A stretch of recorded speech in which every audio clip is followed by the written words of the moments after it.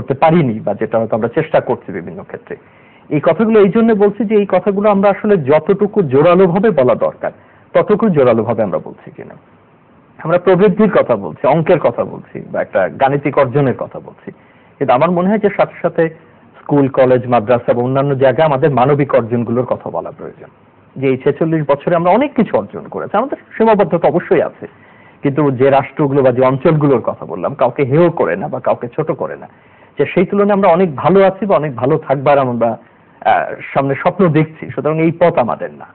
আর পরের যে প্রসঙ্গ আপনি বললেন সেটা তো আমরা এই আজ 2-3 দিন খুব উৎকণ্ঠার সঙ্গে সবাই, আমার মনে হয় যে বাংলাদেশের প্রত্যেকে আমরা পর্যবেক্ষণ করছি বা কি ঘটছে। আমার মনে হয় শুরুতে আমরা অবশ্যই ধন্যবাদ জানাবো এবং তাদের প্রতি আমাদের কৃতজ্ঞতা জানাবো যারা এই অপারেশন পরিচালনা করছেন, র্যাবের বা আইন শৃঙ্খলা রক্ষাকারী বাহিনীর, সেনাবাহিনীর যারা এর সঙ্গে আছেন। এটা অত্যন্ত গুরুতর একটা বিষয়, এবং যারা শুনছেন বা খবর রাখছেন তারা নিশ্চয়ই বুঝতে পারছেন যে কি ধরনের পরিস্থিতির মধ্যেই এই অপারেশন চালাতে হচ্ছে, এবং যারা মারা গেছেন তাদের প্রতিও আমরা আমাদের শ্রদ্ধা জানাচ্ছি, আমাদের সমবেদনা জ্ঞাপন করছি তাদের পরিবারের প্রতি। র্যাবের গোয়েন্দা প্রধান যিনি, তাকে উন্নত চিকিৎসার জন্য সিঙ্গাপুর পাঠানো হয়েছে এবং তিনি এখনো গুরুতর অবস্থায় রয়েছেন। সবকিছু মিলে সেটা তো অপারেশনের একটা দিক, সেটা আমার মনে হয় যে গোয়েন্দা তথ্যের ভিত্তিতে বা আমাদের সেনাবাহিনী যেটা যারা যে কৌশল তারা গ্রহণ করেছেন, সরকার যেভাবে তাদের নির্দেশনা দিচ্ছেন সেটা তার মতো চলবে, ক্ষেত্রে মন্তব্য করবার তেমন কিছু নাই। কিন্তু আমরা যদি অন্য প্রসঙ্গগুলোতে আবার আসি, যে থেমে থেমে কিছুদিন পর পর কিন্তু তারা জানান দিচ্ছে। এখন আমরা বরাবরই একটা কথা বলি, এই অনুষ্ঠানে আপনার কিছুদিন আগেও আলাপ করেছিলাম, যে দেখেন আমরা যে তথ্যগুলো গণমাধ্যমে আসে, যে তথ্যগুলো প্রেস ব্রিফিং এ দেয়, আমাদের সামাজিক পর্যবেক্ষণের ভিত্তিতে আমরা যতটুকু দেখি সেটুকুনি আমরা আলোচনা করতে পারি।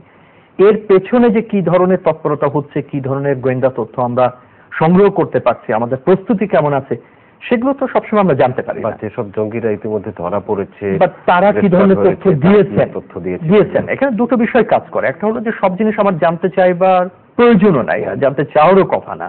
গোয়েন্দা কিভাবে কাজ করছে, রাষ্ট্রের এই বিষয়ে তো বিশেষায়িত বিষয়গুলো কিভাবে কাজ করছে, এটা আপনার আমার সাধারণ আলোচনার বিষয় না। একই সঙ্গে এটা কিন্তু একটা কৌতূহলেরও বিষয়, যে যারা ধরা পড়ছে তারা কি পরিমাণ তথ্য দিচ্ছেন, যথেষ্ট কিনা সেটা। কারণ কিছুদিন পর পর যখন এই ধরনের ঘটনা ঘটছে, আমি বলছি না যে গোয়েন্দা তথ্য থাকবার পরেও ঘটনা ঘটতে পারে না। যেমন আপনার যুক্তরাজ্যের ঘটনা যদি দেখেন, ওয়েস্টমিনস্টারে যে আক্রমণ করা আছে, যে ব্যক্তি, সেই ব্যক্তি MI5 এর এক ধরনের নজরদারিতে ছিলেন, তার সম্পর্কে দীর্ঘদিন ধরে তথ্য ছিল, কিন্তু এই ব্যক্তি এই একটু ছুরি মারামারির বাইরে এত ভয়ঙ্কর কাজ করে উঠতে পারে সেটা তাদেরও ধারণার মধ্যে ছিল না। সুতরাং তথ্য থাকবার পরেও যে এর বাইরে ঘটনা ঘটবে না সেটা আমরা বলছি না, কিন্তু আমরা যে কারণে চিন্তিত হয়ে পড়ছি যে একদিকে আইএস বারবার দাবি করছে, আর আমরা এটা বলছি যে না, এখন আইএস দাবি করলেই যে হবে সেটা আমরা বিশ্বাস করি না। এরকম দাবি আল কায়দার সময় আমরা লক্ষ্য করতাম। আপনার নিশ্চয় স্মরণ আছে যে আল কায়দা যখন খুব সক্রিয় ছিল মধ্যপ্রাচ্য বা এই সমস্ত অঞ্চলগুলোতে, তখন তারা আল জাজিরার কাছে ভিডিও ক্যাসেট পাঠাতো, তারা তখনকার প্রযুক্তিতে, এবং তারা দাবি করতে যে এই কাজ আমরা করেছি। এবং পরবর্তীতে দেখা গেছে যে অনেকগুলোতে আল কায়দার সরাসরি সম্পৃক্ততা নেই, তাদের সঙ্গে একমত পোষণ করে, সহমত পোষণ করে এমন কোন গোষ্ঠী হয়তো এটা ঘটিয়েছে, বা অন্য কেউ করেছে অন্য কোনো রাজনৈতিক উদ্দেশ্যে বা অন্য কোনো কারণে আল কায়দা সেটা দাবি করছে। এটা একটা স্বাভাবিক প্রবণতা এই ধরনের জঙ্গি গোষ্ঠীগুলোর, অন্তত আমরা চারিদিকে যেটা দেখি। তো সেক্ষেত্রে আমরা এখনো দৃঢ়ভাবে বিশ্বাস করি এবং বিশ্বাস করতে চাই যে আমাদের এখানে আইএস বা এই ধরনের কোনো বিষয়ের অস্তিত্ব এখানে নেই। এরা হয়তো কোনো না কোনো ভাবে আদর্শিকভাবে এক ধরনের অনুপ্রেরণা লাভ করে, বা তারা মনে করে এই কাজগুলো করলে হয়তো তাদের কাছে পৌঁছানো যাবে। বাংলাদেশের জঙ্গি তৎপরতার সাথে যেই নামটি প্রথম এসেছিল, মুফতি হান্নান। মুফতি হান্নানের ফাঁসি তো সময়ের ব্যাপার, এখন তিনি রাষ্ট্রপতির কাছে ক্ষমা ভিক্ষা চাইবেন। এই বিষয়গুলো কিন্তু আমরা, দেখুন আমি শুরুতে একটা জিনিস বলছিলাম যে আমরা এক ধরনের পাজল গুলো মেলানোর চেষ্টা করি, যে আমাদের কাছে অনেকগুলো বিষয় আছে, আমরা একটা যোগসূত্র তৈরির চেষ্টা করি নাগরিক হিসাবে। কোনোটাই অমূলক না, বা কোনোটা আমরা স্থির নিশ্চিত ভাবে বলতে পারি না কে করছে বা কারা করছে। এখন মুফতি হান্নানকে ছিনিয়ে নেবার চেষ্টা করা হয়েছে, তারপরে তার ফাঁসির আদেশ বহাল রয়েছে, সেটা কার্যকরের অপেক্ষায়।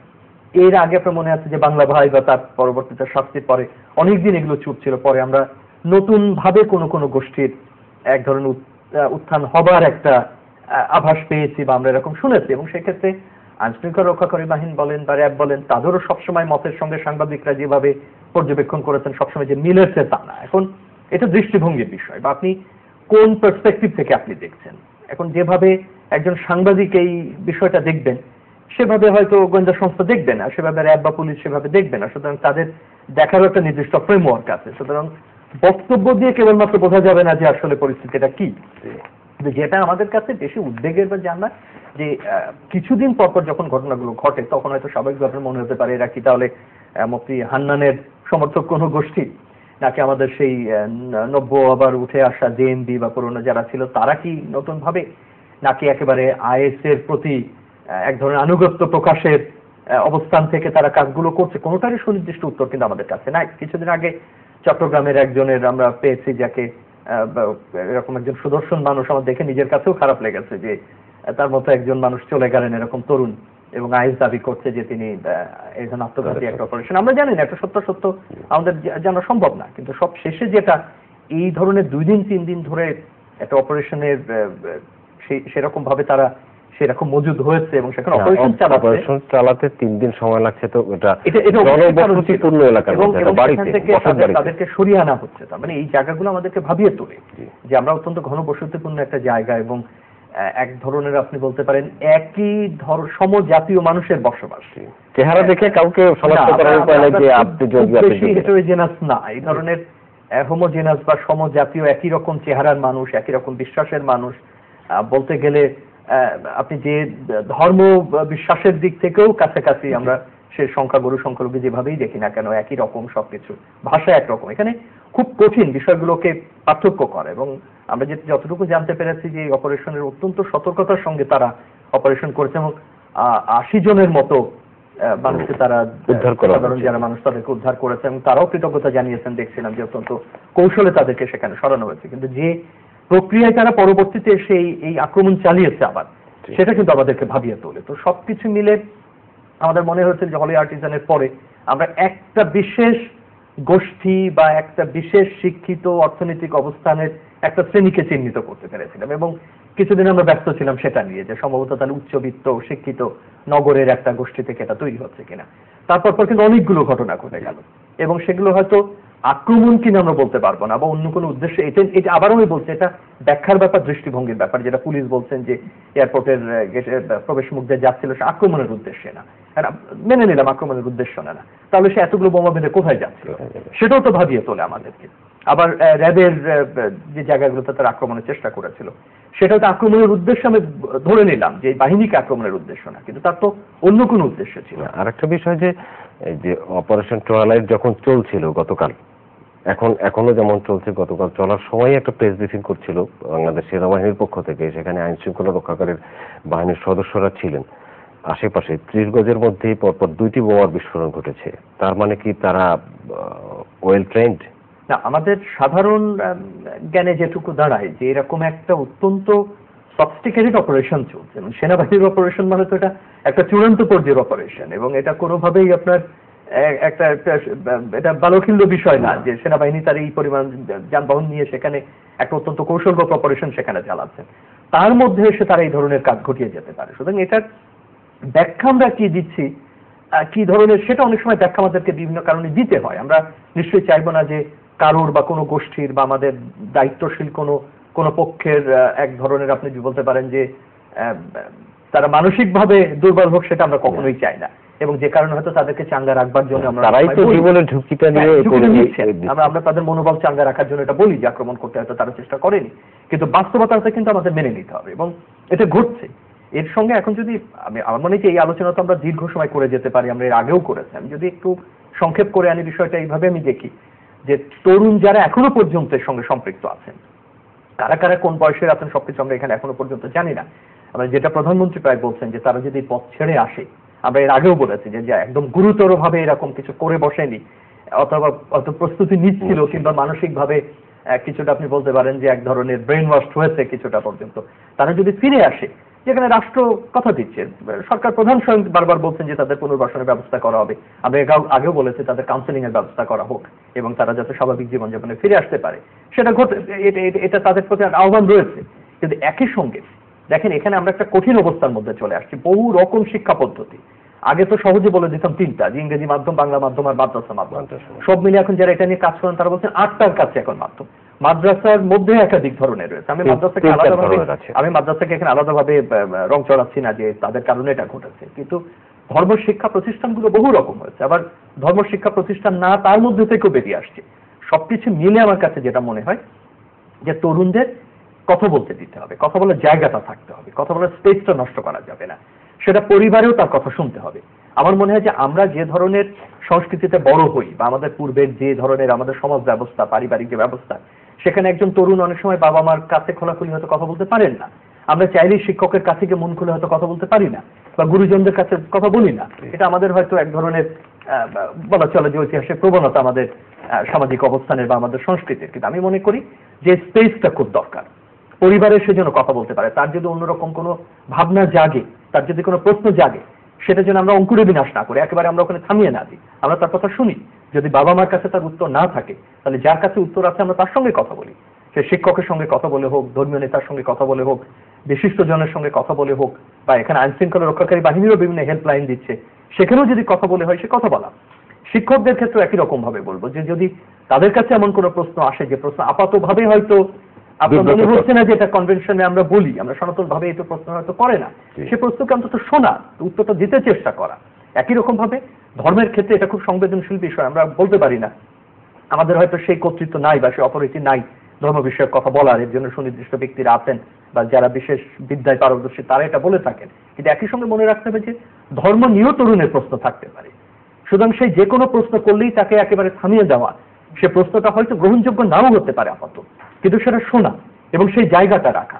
অর্থাৎ এই যে জায়গাগুলো আছে সমাজে, এটা পরিসরটাকে বাড়ানো এবং বাড়িয়ে আমি মনে করি যে তাদের কথাগুলো শোনা। আর যারা এই বয়সের বাইরে চলে গেছেন তারাও যে কথা বলবার মতো অবস্থানে নাই তা তো না, কিন্তু তাদের প্রতি আমরা আহ্বান জানাতে পারি বারবার। আমরা নিঃসন্দেহে জিরো টলারেন্স দেখাবো যে যারা জঙ্গিবাদে চলে গেছে তাদের ব্যাপারে তার আপোষের কোনো সুযোগ নেই, কিন্তু যারা এখন এই পথে যাননি, হয়তো আমাদের চোখের বাইরে তারা গিয়ে অন্তত চেষ্টা করছেন, তাদেরকে টেনে নিয়ে আসা। এবং আমার কাছে এখন মনে হচ্ছে এই পর্যায়ে যে এই বিষয়ে, আমি অন্য কোনো বিষয় বলছি না, একটা রাজনৈতিক মতৈক্যেরও প্রয়োজন। আমি এই রাজনৈতিক মতৈক্য মানে কিন্তু আবার আমি খুব সাবধানে কথা বলছি, এই রাজনৈতিক সংলাপ সমঝোতা ওগুলোর প্রসঙ্গে আমি বলছি না। আমি খুব স্পষ্টভাবে যেটা বলছি যে এই বিষয়, এই জঙ্গিবাদ বা জঙ্গি বিষয় দেশের প্রয়োজনে, যেটা আমরা ভারতের ক্ষেত্রে লক্ষ্য করেছিলাম মুম্বাই আক্রমণের পরে, যে তারা এক সুরে কথা বলেছেন, এক ভাষায় কথা বলেছেন। অতএব রাজনৈতিক দলগুলোর মধ্যে কি দেখা হলো না হলো, নির্বাচনী বিষয়ে কি হলো না হলো, সেটা আর একটা ইস্যু। কিন্তু এই বিষয়ে আমি মনে করি যে আমাদের দ্বন্দ্বমুখী বিবৃতিগুলো না দেওয়া ভালো এবং একটা লাইন আমাদের কথা বলার প্রয়োজন। কারণ আমরা যদি নিজেরা স্বাভাবিক না থাকতে পারি, নিজেরা যদি বাঁচতে না পারি, রাজনীতি আপনি কাকে নিয়ে করবেন, কোথায় নিয়ে করবেন? যদি তরুণরা বিপথে যায়, কাদেরকে নিয়ে আপনি রাজনীতি করবেন? মানুষ যদি প্রতিদিন এখানে আফগানিস্তানের মতো, ইরাকের মতো, পাকিস্তানের মতো, সিরিয়ার মতো ঘটতে থাকে, সেই বাংলাদেশ তো আমরা চাই না। সুতরাং আমি মনে করি যে রাজনৈতিক ক্ষেত্রেও যে বক্তব্যগুলো আমরা দিই, সেই ডিসকোর্সগুলোর এক ধরনের একটা একীভূত একটা দিক থাকা। এই পর্যন্ত আমরা যে জঙ্গি তৎপরতা দেখেছি, তাদের হামলা দেখেছি, তাদের বিরুদ্ধে অভিযান দেখেছি, তাদেরকে ধরা হয়েছে, মানে আপনার কি মনে হয় যে এদের আসল উদ্দেশ্যটা কি? ক্ষমতা দখল? নিশ্চয়ই না। এইভাবে কি ক্ষমতা দখল হয়? এভাবে তো ক্ষমতা দখল হয়নি। তাহলে কেন? না, এখন দেখুন, কিছু উত্তর আছে যে মানুষ আদর্শিকভাবে যখন মনে করে যে তারটা সঠিক, তখন তাকে বোঝানো তো খুব কঠিন। এখন আল কায়দা কি ক্ষমতা দখল করে সেখানে বিরাট কিছু করতে পেরেছে আফগানিস্তানে বা ইরাকে বা সিরিয়াতে? কোনো জায়গায় তারা করতে পারেনি। এবার আইএস তার নিজের জায়গা হারাচ্ছে, আইএস ইরাকে তার জায়গা হারাচ্ছে, সিরিয়াতে তার জায়গা হারাচ্ছে। এবং আমরা যতটুকু শুনতে পাই গণমাধ্যমে বা যারা এটা নিয়ে লেখালেখি করেন, কাজকর্ম করেন, যে আইএস তার ওই জায়গা হারানোর কারণে তারা বিশ্বের অন্যান্য জায়গায় তাদেরকে ছড়িয়ে পড়ে, নতুন ভেন্যু খুঁজছে। এইটাই একটা চিন্তার বিষয়। যে কারণে আমি বারবার বলছি যে আমরা যখন বিবৃতিগুলো দিই, সে বিবৃতি যেখান থেকে আসুক, সেটা রাজনৈতিক বিবৃতি হোক, সেটা আইন শৃঙ্খলা রক্ষাকারী বাহিনীর দিক থেকে হোক, কোন এলিট ফোর্সের দিক থেকে হোক, বা আমাদের দিক থেকে হোক, সে বিবৃতিগুলো দান্দিক হওয়া উচিত না কোনো অবস্থাতে। এবং আমরা যেটা জানি না সেটা অনুমান করে ভিত্তিতে আমার মনে হয় যে ব্যাখ্যা দেওয়াটা ঠিক না। যেটুকু জানা যায়, যেটুকু বোঝা যায়, সেটুকু আমরা বলতে পারি। কিন্তু এর বাইরে আমাদের, আমরা আবারও বলি যে আমরা একদম শেষ পর্যায়ে চলে এসেছি, যে বিপুল পরিমাণে আমাদের গোয়েন্দা তথ্য রয়েছে, আমাদের সেই সতর্কতা রয়েছে। এবং ওই যে কথা আপনি বলছিলেন যে এই আহ্বান, অন্তত আমার দিক থেকে আমি বলতে পারি যে এইভাবে করে ক্ষমতা দখল তো দূরের কথা, আদর্শ কোনোদিন প্রতিষ্ঠা হবে না এবং মানুষকেও এর মধ্যে কোনোদিন টানা যাবে না। এটুকু অন্তত জোর দিয়ে। ধন্যবাদ এতক্ষণ আমাদের সাথে কথা বলার জন্য। দর্শক, এতক্ষণ আমাদের সাথে কষ্ট করে এই অনুষ্ঠান দেখার জন্য আপনাদেরকে ধন্যবাদ জানাচ্ছি। আর